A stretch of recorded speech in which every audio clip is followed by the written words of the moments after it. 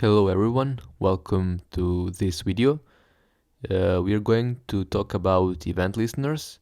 So what are the event listeners? They are specific methods attached to elements that allow us to run certain functions when some events occur. For example, like clicking, scrolling, hovering, or changing the input value. So I will show you some practical examples on how you can use event listeners for some basic events. First, I will add some elements and I will start with grandparent element level 3 and with the parent element level 2 and the child element level 1. It's important to have this nested structure of elements in order to understand how event propagation works. I will also add some styles in order to make this looks better. So I will set each element to flex and I will center child elements both vertically and horizontally. So I will also add a background color and width and height to each level element. I will speed up this part a little bit because it's not related to the topic.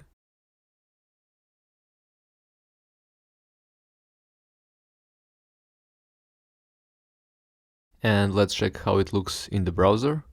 So it looks fine, but we can also add a border radius to make it look like a target.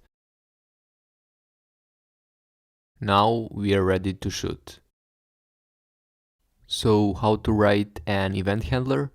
First we are going to need a target element where we are going to attach add event listener, and the first parameter is event name, and the second parameter is event handler function, which is a callback function,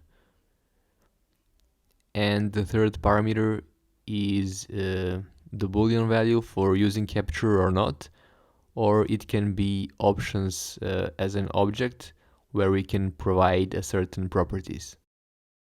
So for example, we can set capture to true or once to true, and we will talk about that later. Now I want to select this level 1 element and to listen for clicking events on this element. So I will use query selector and I will select by a class name, and I will create a variable for this element. So I can use this level 1 as a target, and I will add event listener and I will provide click event name and a function that will be triggered when user clicks on the level 1 element. So for now I will just call alert with the text level 1. So now when I click on this element, I will get an alert box. And I will do the same for the other level elements. So I will create a variable for each element. And I will create the same add event listener for each level element. And I will just change the text of the alert box. Let's see now what happens if we click on the level 3. We get level 3 alert box, and if we click on the level 2, we get level 2 alert box, but also level 3. And if we click on the level 1 element, we get all 3 alert boxes. What do you think? Why do this happen? This behavior is called event bubbling. The most inner nested element, in this case level 1 element, will handle and capture the first event, and later this event will be propagated to the other parents elements. And if we set true to the third parameter, we will get the opposite behavior, which is called capturing. In this case, the first event that is triggered is from the level 3 element. The other way of setting the capturing is by providing the object with a property capture. So it works the same. You can also provide other options to this object, for example, once. So the event handler will be triggered only once. And if I click again, the level 3 event handler will not be triggered. When we pass a callback function as an event handler, we can access the event object, and it can be useful for accessing some data about the event itself. I will open the browser's terminal and click on level 3. So I will get this mouse event with some data about mouse coordinates or path of the target element. We also have a target property for the element which triggers this event. So this data can be useful if you need to know more about the specific event. Event objects also provide us some methods that we can use. So for example, if I change this level 1 to the anchor tag and provide href attribute, for example, let's set youtube.com. Okay, we have a problem. We need the closing tag. Okay, now it works. So now when I click on the level 1, I will get to the youtube.com page. And let's say that I want to prevent this behavior. I can use the event object with preventDefault method, which will prevent the default action of the target element. So let's include the event property, and I will call the preventDefault method. So now when I click on the level 1 element, only the alert boxes will be triggered. So we prevented a default action of the link element. Another method that is also very useful is stopPropagation. I think you can guess what this method do. When I click on the level 1, only the level 1 alert box will be displayed, so the event isn't propagated to other parent elements. We can play around with different events and target elements. For example, we can add event listener for scrolling event, and the target will be document. So for each scrolling event, I would like to console log window scroll y, which is a distance in pixels that we scrolled from the top. And in order to make scrolling possible, I will add height of 3000 pixels to the body. So our console goes wild when we scroll, and you should be aware that this event handler for scrolling event can cause some performance issue if you perform some complex logic inside the event handler. Let's say that we want to remove this event listener at some point. So first we can store this event handler function into a variable. And I will just pass it as a parameter. So it should work the same. And let's say that we want to remove this event handler when user clicks on the level 1 element.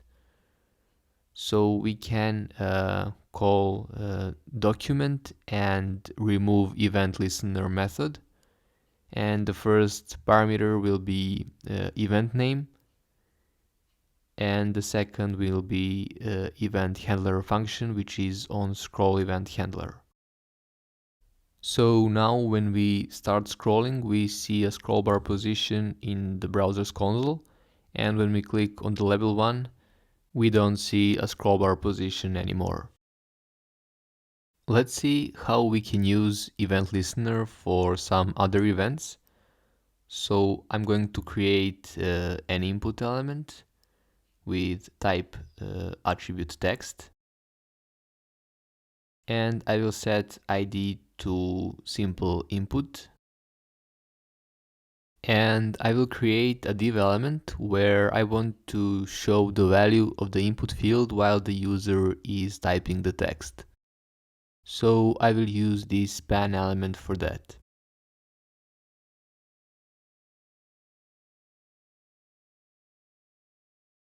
I will create variables for the input element and for the span element. For the simple input, I will use getElementById selector. And now I will attach addEventListener to this element, and it will be keyup. And I will also use the event object of this event. So for each keyup event, I want to console log. I will actually console log the whole event. Now, when I start typing in the input field, I will get a keyboard event.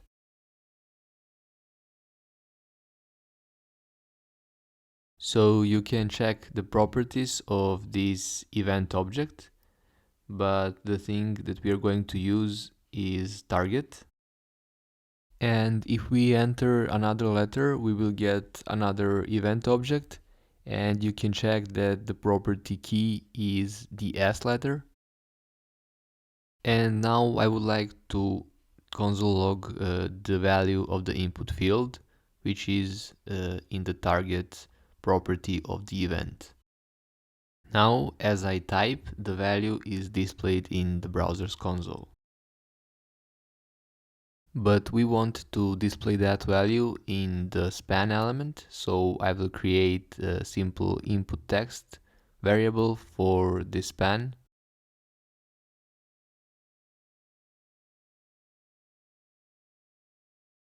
And now I will just set the inner text to the event target value. Now the text of this span element is changed on each keyup event. Now let's create another level 1 element from the JavaScript, and I will use createElement method.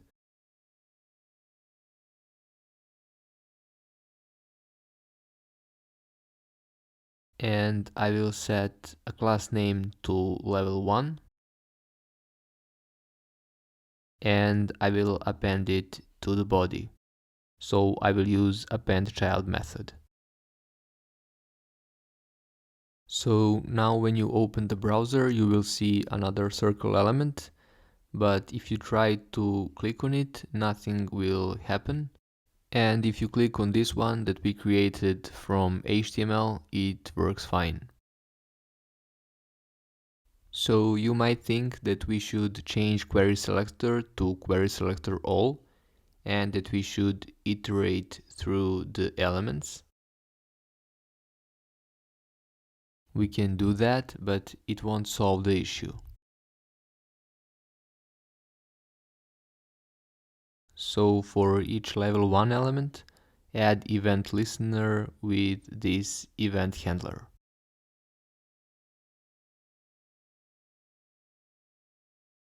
And the issue is still present. So the problem is that the another level 1 element doesn't exist at the moment of using this query selector. It is dynamically created after this part of the code. So thanks to event propagation, we can use a technique which is called event delegation. So we are going to add event listener to the document. And we are going to need the event object. And now we should check if the class name of the target element is equal to level 1. So if that's true, we can add alert box, or we can actually copy the whole block of code from here to the event delegation part. And we can remove this part of the code. And now both red circles trigger the event handler. Thank you for watching this video. If you like it and find it useful, please share it and subscribe to my channel.